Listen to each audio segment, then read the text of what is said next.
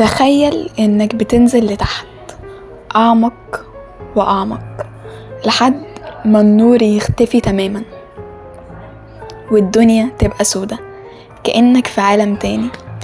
احنا بنفتكر ان البحر بس مكان للأسماك والمرجان، بس الحقيقة البحر لغز اكبر بكتير من كده، ويعتبر اكبر لغز على كوكب الارض.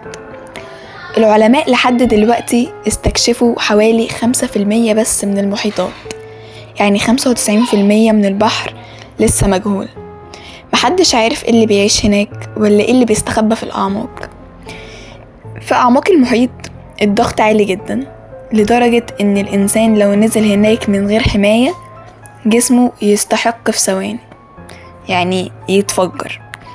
ومع ذلك في مخلوقات بتعيش هناك بشكل طبيعي، مخلوقات شكلها مش طبيعي أقرب للكوابيس، زي مثلا الأنجل فيش، سمكة عندها ضوء صغير فوق راسها بتستخدمه كطعم تصطاد بيه فرائسها في الظلام.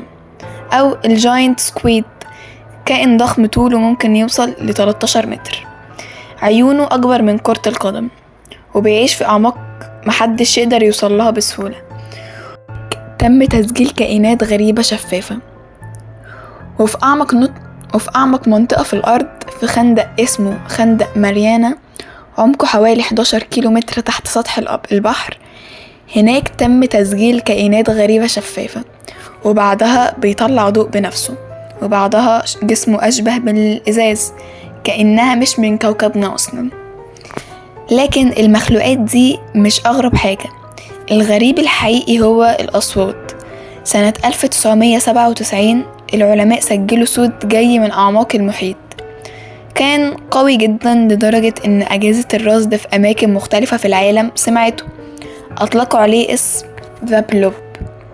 في الأول افتكروه انه صوت مخلوق ضخم لدرجة انه أكبر من أي كائن معروف على الكوكب، بس بعدين لما حاولوا يحددوا مصدره اختفى، مفيش أي دليل على وجوده. في ناس بتقول إنه ممكن يكون كائن عملاق فعلا، وفي اللي بيقول إنه صوت جاي من حركة جليد تحت البحر، لكن الحقيقة محدش يعرف. ومش بعض المناطق في المحيطات أجهزة الرادار بتسجل حركات غريبة تحت الأعماق، حاجات بتتحرك بسرعة مهولة وبتختفي فجأة. وفي غواصين بيحكوا إنهم شافوا ظلال ضخمة بتمشي تحتهم، بس لما بيحاولوا يقربوا بتختفي كأنها دخان. وبعضهم بيقول إنه شاف عيون بتلمع في الظلام. على عمق مستحيل يكون في حياة حد أصلا. يمكن فعلا تحت سطح البحر في حياة تانيين، يمكن في مخلوقات عمرها ملايين السنين ما طلعتش فوق في يوم من الأيام، ويمكن اللي تحت هناك أقدم من الإنسان نفسه.